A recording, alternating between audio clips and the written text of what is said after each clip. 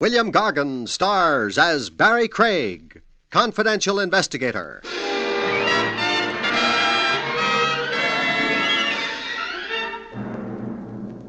Sudden loss of weight might be cause for anxiety, but one good thing at least. It makes the pallbearer's job a whole lot lighter.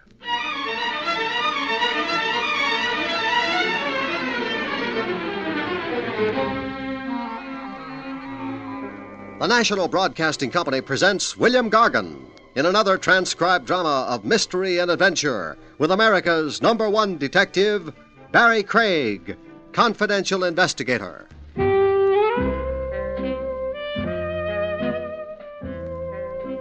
Barrie Craig speaking. Once every year, an epidemic of lunacy sweeps across the nation. Some call it Midsummer madness. You get sunstroke by day and moonstruck by night. I got my dose of it in a resort hotel. Jubilee Villa, the big neon sign across the roof said. Jubilee Villa, where days were given to pinochle and golf, and nights were given to lawn dances under big sheltering pines. Like everybody else, I was dancing. Unlike everybody else, I had a genuine, non-dyed, natural blonde babe in my arms. Oh, you dance divinely, Barrie. If you'd only put that in writing, Blondie. In writing? I collect testimonials. Oh. Blondie was a vacation guest with a ruby mouth and a slim, trim Panatella chassis. Not an extra ounce of butterfat or chocolate bonbon anywhere on her.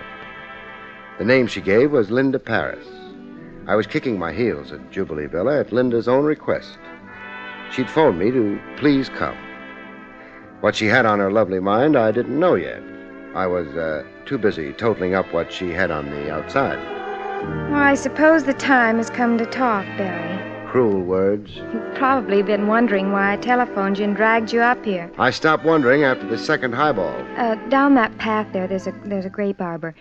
We can be alone there.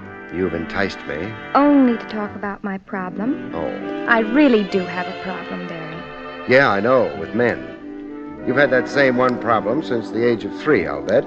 But leave us sojourn.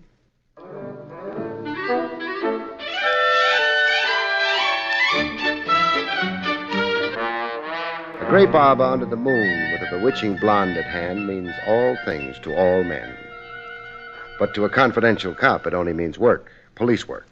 You have facilities for finding out about people. I do. Now, who do you want to find out about? Stuart Stoner. Who's he? A guest here at the hotel. So you want a confidential police check on him? Yes. I want to do the conservative thing before getting too enmeshed? Before getting engaged. And you're afraid Stewart is a low-down fortune hunter. Is that the nub of it? Oh, well, he led me to believe that he, too, is rich. I'm assigned. What are the vital statistics on Stuart Stoner? Hometown, family, business, etc., and so forth. I know nothing except that his people are supposed to be in Milwaukee society. You'll know more when I'm through. Milwaukee, here I come.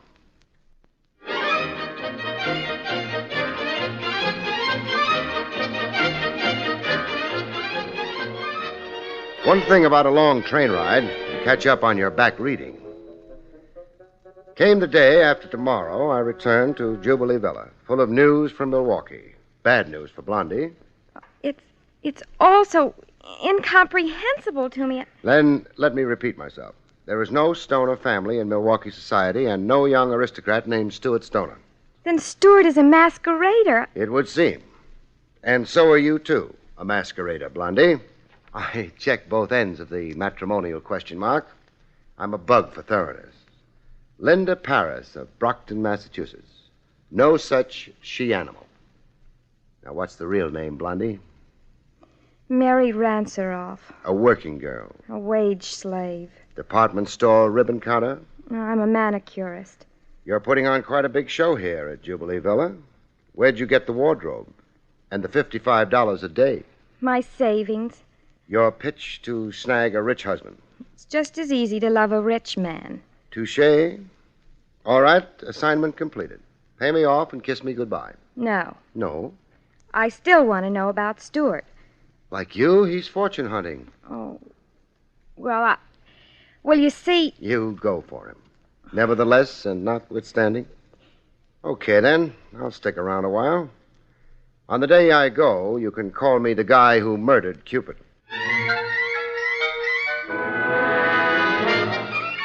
I didn't buck Stuart Stoner right away. I made a study of him first from afar. Watched his behavior like a guinea pig behind glass. A guinea pig with a pencil-lined mustache. I watched him whack a tennis ball. Well, an ace. I joined in the gallery applause. I watched him elbow up to the oval bar in the cafe lounge. Much too green in the gills for an athlete, and a haunted look around his eyes, like sleep came tough. And ordering the type of drink guaranteed to drown anyone's sorrow. Steve, another one of the same. Double. I watched him playing cards in the casino. A two-handed game for stakes that could lift the national debt in Pongo Pongo. Well, that beats me. Guess it's not my night. Well, better luck tomorrow. That's what you said yesterday. I'm afraid I'm a little short of cash. Oh, check is fine, Stoner. Ah. And if you're overdrawn at the bank, an IOU's just as good. $6,000 loss for the afternoon's play. But what made it especially interesting for me was the face of the winner. I knew the face. I'd seen it around, on the streets and in the Rogues Gallery. Lou Latimer, a conman, card sharp, and plain crook. The question I asked myself was, why was a card sharp accepting IOUs from a phony vacationer posing as a son of wealth? Latimer worked like a cop worked. He checked the pedigree of every sucker he sat down to cards with. Latimer had to know that Stuart Stoner was a made-up name. So why was Latimer accepting paper instead of cash? That evening, after a supper orgy of borscht and baked herring, I tackled Stuart Stoner in person. He was sprawled on a hammock, letting the supper digest. Evening. Hello. Craig's the name. Barrie Craig. You, don't feel sociable? Frankly, I don't. That's a surprise. Why is it surprising? I've watched you around the clock. Tennis, cards, and chit-chat. I've seldom seen a more gregarious and sociable guy. Well, maybe it's a question of the kind of company. That remark meaning? You interpret it. You draw the line where I'm concerned. Now, if you don't mind... You want to be alone. Look, Mr. Craig, I've an absolute right... Don't let your thermometer rise, Buster. Who warned you off me? Why do you say that? Because that's my guess about our unfriendly little situation. So who was it? Oh, friend of mine. Your card partner, Latimer? What did Latimer tell you? That I was an unsavory character or something? You're very astute. All right, he warned me that you were, well, some kind of operator. Underhanded, a type that... Works vacation resorts. Words to that effect, yes. What if I now told you Latimer was describing himself? I'd expect you to say that. You would? Latimer also told me you'd lie if trapped, that you'd reverse everything. That you were clever like that. Look, Buster, Latimer's a card sharp and a crook. And let's settle a question of my veracity once and for keeps. I'm a detective. Here, squint your eyes at my credentials. The badge is authentic? Did Latimer also warn you that I'd flash a phony chicken inspector's badge? I'm confused. So am I. What particularly confuses me is why a smart boy like Latimer would collect your worthless IOUs. My worthless... You're here using an alias. The name Stuart Stoner is made up. You've been handing a doll named Linda Paris a line of bunk. You let the impression circulate that you're loaded, filthy rich. But the odds are 100 to 1 you haven't even got cash enough to pay your board bill. You were saying? I have nothing to say. Don't please heckle me anymore. I'm spinning. Yeah, you are. In a steaming sweat, and your eyes rolling. You subject to fits? No. no fits. Just every now and then a feeling of suffocation, like now I blank out. Stoner. Blank out he did, big. Eyes staring blindly and not a flutter to him, hardly a pulse. And his face contorted in ugly red folds, like it was an outside picture of some deep agony inside. I left him as he was and went for help. The house doctor had been gone for almost 20 minutes before Stoner could put words together coherently. Please, don't broadcast what you saw tonight. You seemed to slip into a fog then, Stoner. I got the feeling your eyes were seeing sights you were trying to shut out. My eyes were seeing sights? The eyes of memory, let's say. Well, Like you were looking over your shoulder into yesterday. Like you were an amnesiac. What's in yesterday that gets you by the throat, Stoner? oh, you're talking talk I don't understand. Stuart Stoner, you call yourself. But what's your right name? Some other time, huh? If you insist on this sort of weird interrogation right now, I just want to go to bed. Want help getting upstairs? No, I want nothing from you. I'll help Stuart to his room. Hello, Stuart. Margot. The house doctor told me you'd fainted. I came as soon Introduce me, Stoner. Mr. Craig, Margot Swift. Hello. Mr. Craig? You want him, lady? He's all yours. Margot, if I can just have your arm. I watched them move away slowly, her arm around his waist and a love light in her eyes.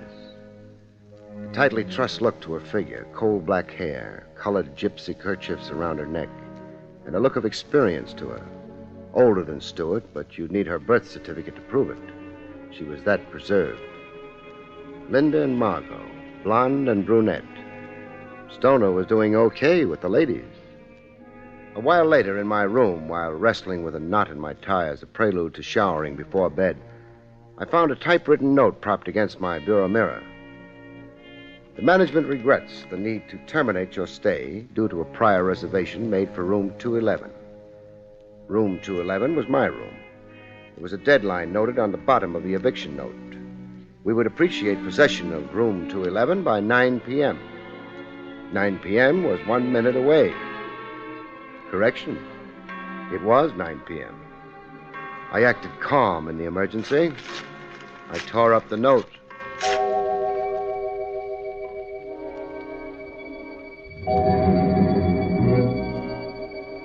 That night, I had a crazy dream. I dreamed there was a load of iron hanging from the ceiling like a chandelier, hanging on a line with my head, ready to drop if the length of wire holding it ever snapped. I lay there making book the wire wouldn't snap. I was wrong. It did snap. When the iron dropped, I promptly stopped dreaming.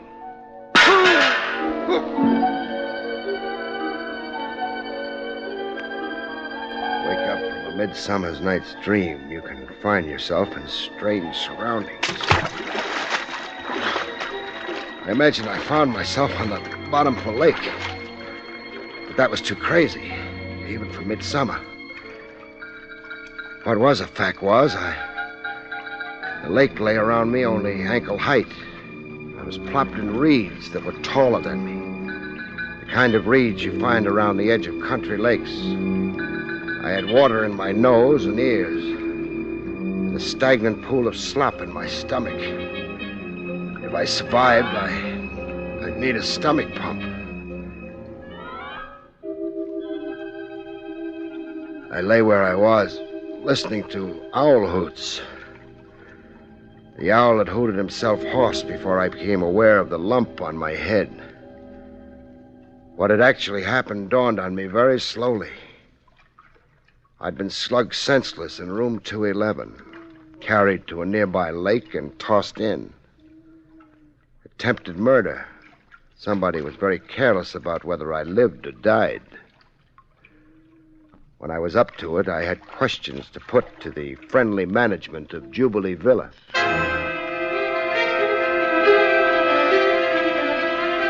The guy managing Jubilee Villa looked like a wax museum exhibit.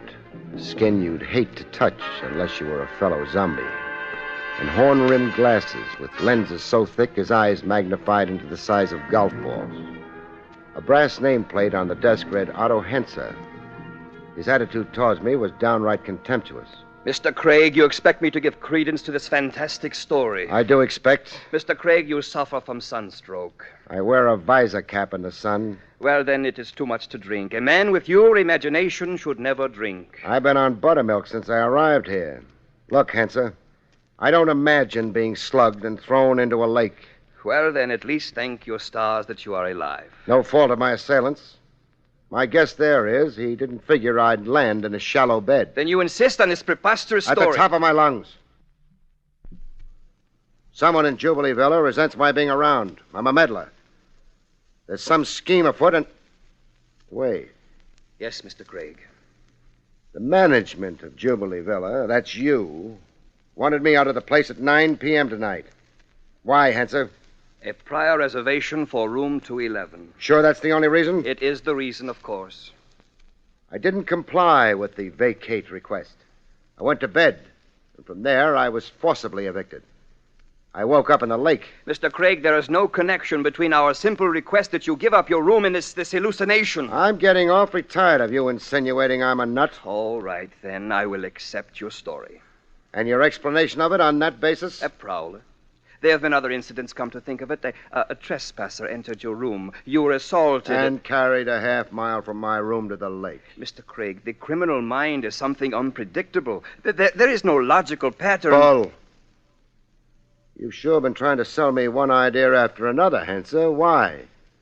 Because I'm perplexed.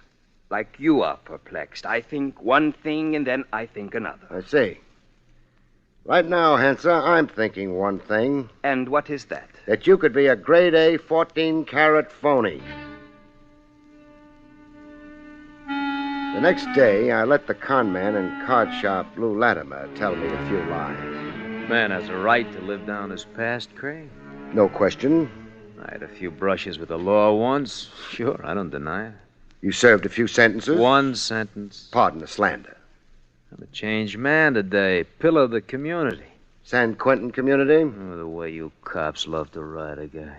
Beastly of us. Look, I'm a respectable businessman today. What business? Salesman. Selling bunco? Machine tools. What are you doing here at Jubilee Villa? Vacationing. With a deck of cards in every pocket? I don't play cards the same old way. Meaning? I play for pastime. For profit. So I play to win. Who doesn't? Which brings me to a basic question. What? An IOU. I saw Stuart Stoner give you a $6,000 piece of paper. I won it fairly. Even supposing you did. How come you're accepting paper from a masquerader? A what? A masquerader. The name Stuart Stoner is an alias. The young man is here representing himself fraudulently. Oh, wait a minute, Craig. Stoner's loaded. He's from a rich clan. The Stoners of Milwaukee. He is not. That's only a cardboard front. Stoner is a phony. And you know it, Latimer. How would I know it? Because that's how you operate. Before skinning a sucker, you check every detail of his pedigree back to the day he was born. You know how much he's worth or how little, so you can judge how much to take him for. Well? Well, what you say is a fact, that Stoner's a phony, then I've been rooked, huh? I'm holding worthless paper. Well, that's on me, huh? It would appear. But I still wonder. Latimer. What? See the giant egg built in my skull? Up here? Looks nasty. Want to claim credit for it? Oh, the way you try to cut me down. You've some surface polish. You look distinguished in your Bermuda shorts. But you're a mug underneath and a thug. Look, chum, if this heckling session is over... I've got another insult, killer. Killer? Until you convince me otherwise, I'll go on thinking you tried to drown me last night. So long. 1 minute, Latimer. Now what? A token of my very high regard for you.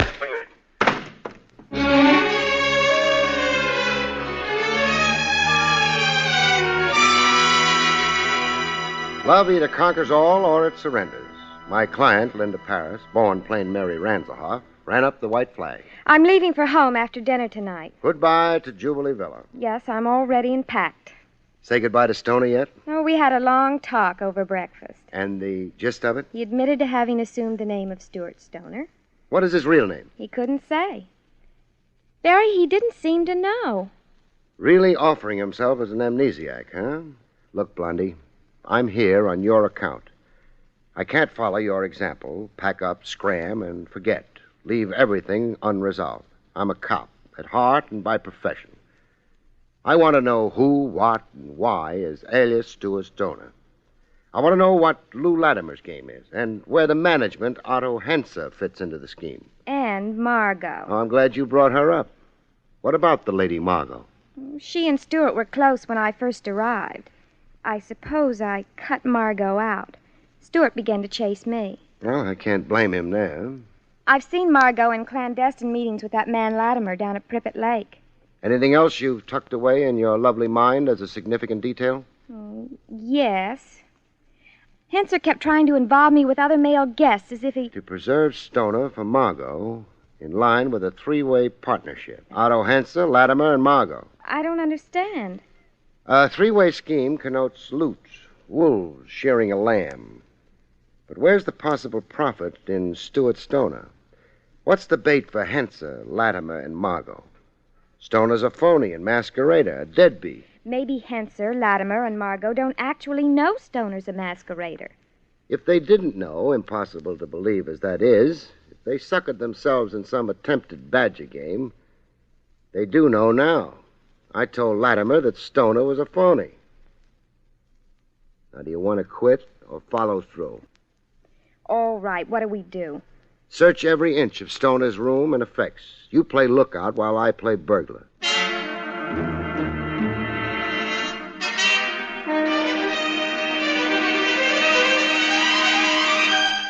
The results of searching Stoner's effects were a little frightening. Later, in a woodsy hideout, Linda and I shivered over what we found.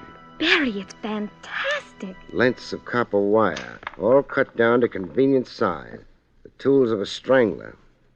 I just can't believe Then it. try believing Stoner's amazing collection of newspaper clippings. These. Mystery Strangler terrorizes East End. Dateline, Minneapolis. And this one. Strangler claims elderly victim. Dateline, Seattle. And these similar clippings. Dateline, New York, Boston, Shreveport. For one man, too. Operate east, north, west, and south, all over the map. Yes, the scope of it. But this isn't one man's autobiographic collection of himself. It isn't? The dates on the clips cover almost 4 years. They represent a lot of stranglings and a lot of stranglers. A lot of stranglers. Some of whom have been caught and jailed. I recognize a few of the cases. Then? This is just a collection of clippings. Fetish is the word, I think. The pleasure the collector, call him psychopath, gets comes from the clippings themselves, let's say. The joy in some other fellow's crime. Stuart is a madman. It would appear a madman or... Or? That's what somebody wants us to think. Mainly wants you to think. Me? So you'd scream and run, glad to escape a fate worse than... All this is part of a scheme? Well, that's my surmise. But what basis do you have? The character of Henser, Latimer and Company. Thoroughgoing connivers who play to win. They knew the cop and me would sooner or later send me up to Stoner's room. This stuff was planted for me to find.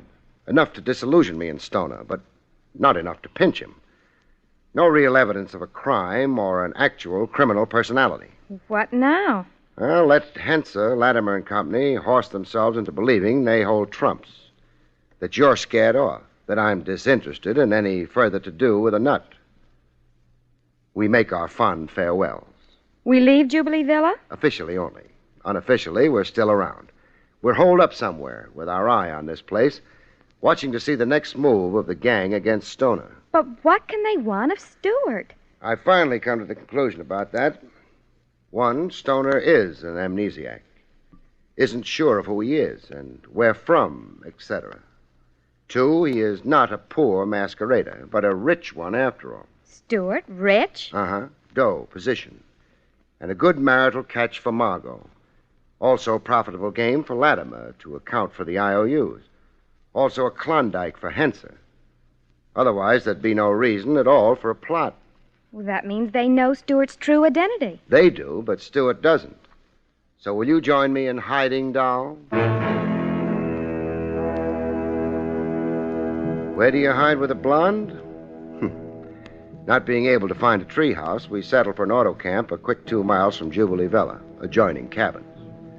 After 2 days of keeping Jubilee Villa under surveillance, we finally got a look at how Henser, Latimer, and Margot planned to play their trump card.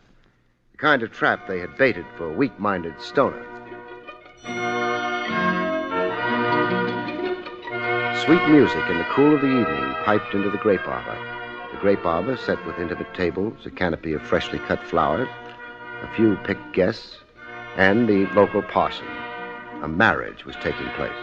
Margot and Stoner, with Latimer and Henser there to give the bride away. You're not going to let them get married. Shouldn't I? Shouldn't? Oh, Barrie, you're teasing. Shh. I'll stop it, Blondie, but only at a strategic moment.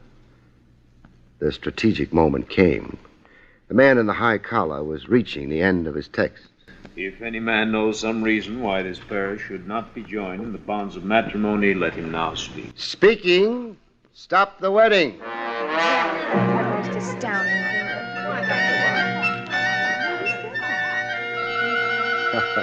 I'd played cop at Jubilee Villa fine, but I hadn't played Cupid so good. Linda left in my company, as it turned out, and not in Stuart Stoner's. That is, alias Stuart Stoner. Stuart is really Fabian Carlyle. So Latimer confessed. The Carlyles of Honolulu. Big shipping family. Will his amnesia... Might disappear, might reoccur. I'm not a doctor. Oh, I suppose I'll always regret it. Letting the rich one get away? Yes. So why did you? Stoner looked like he could be coaxed all over again. Oh, I'm sure I'll regret it. Want a last piece of advice? What, Barry? When you marry, have 8 kids. With 8 kids around, doll, you're too busy for regrets.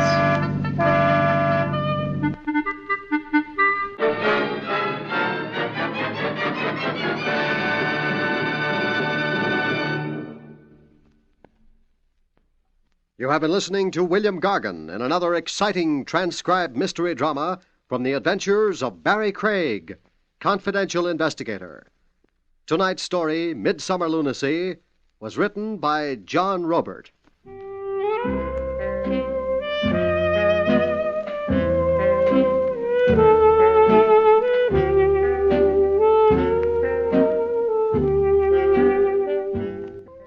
Good night, folks. See you next week.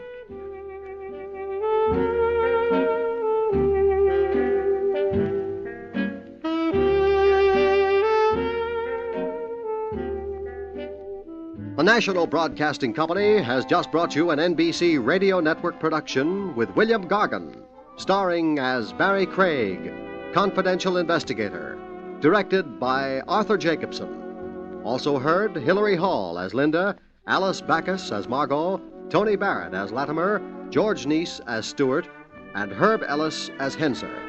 Eddie King speaking.